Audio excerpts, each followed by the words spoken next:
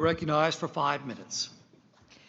The Republican tax bill provided a gigantic tax cut for corporations from 35 to 21%, leading to billions of dollars of profits for them. There were no conditions for this money.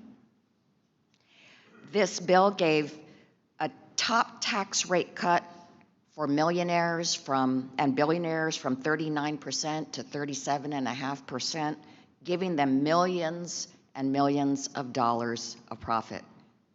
There were no conditions for this money.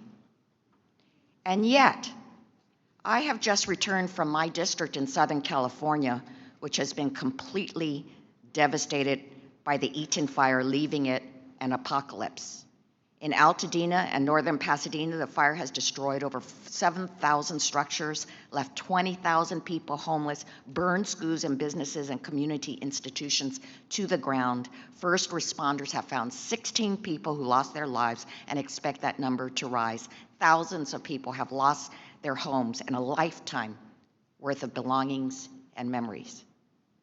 And yet, scores of Republicans, led by President-elect Trump and Speaker Johnson, are already threatening to place conditions for a disaster assistance to these victims.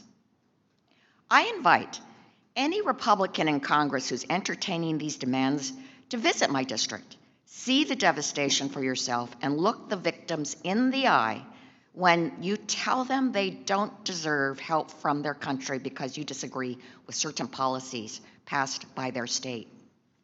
This is the United States of America.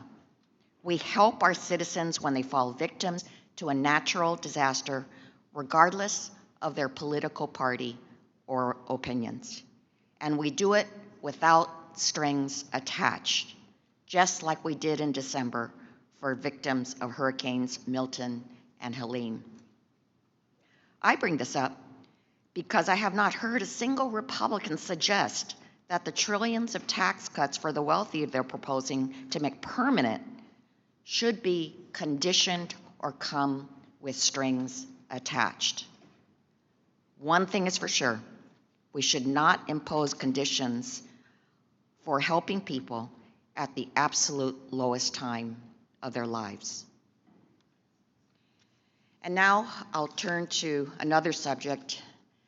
Mr. Duke, I've noticed that you'd written some pieces about pass-through entities for the Center for American Progress even before the Trump tax law passed.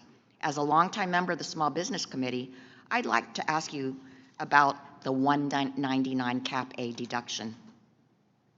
I believe one of the major myths of the Republican tax bill is that it helps small businesses through this 199A pass-through.